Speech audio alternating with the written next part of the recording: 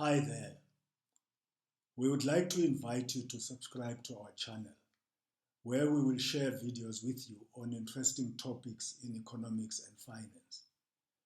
By subscribing to our channel, you will enhance your knowledge of topical issues. Whether you are a student pursuing a course in economics or finance, or a policymaker, or perhaps a member of the public who simply wants to be better informed.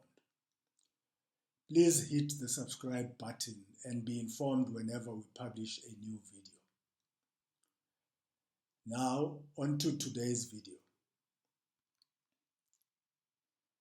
Today, I want to address a topic that causes so much confusion and leads to heated debates.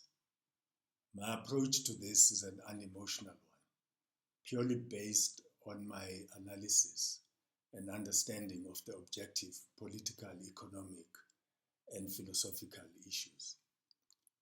Despite what people may say, or what may be labeled geopolitically, looked at objectively, no one is a communist, nor are there any communist countries. Indeed, it is doubtful that there are even socialists. It is not enough to call yourself a communist, nor does it matter that others call you or accuse you of being a communist.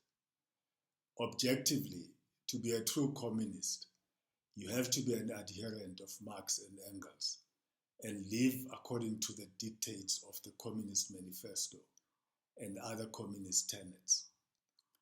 What about in the past? It could be argued that Karl Marx and Friedrich Engels, as the originators of the Communist Manifesto and the communist philosophy, were communists, at least at heart. The same could be said of Lenin, Mao, and perhaps a handful of their close followers. The rest at best could be termed communist aspirers. What about China, Cuba, and the erstwhile USSR, and the few remaining so-called communist parties around the world, you ask? Here's my take. First, in the strictest application of the word, but also in the analysis of what is really happening in China. China is not a communist country, nor indeed a socialist one. It is to all intents and purposes a capitalist country. It has all the trappings of a capitalist economy, chief of which is private ownership of the means of production. What about state ownership, you argue? State ownership by itself is not a pointer towards communism or socialism. Fascist dictatorship, for example, also involves state ownership. And indeed, there are many examples of state ownership in capitalist economies. China, however, may have communist or socialist aspirations, but only history will tell whether or not this trajectory is sustained and eventually leads to an attainment of this ideal. Second, Cuba may have had socialist aspirations, but due to its many challenges of poverty and geopolitics, we may never know what would have happened or how the economy and society would have developed under different circumstances. Third, the Soviet Union. Lenin, arguably, may have been a communist.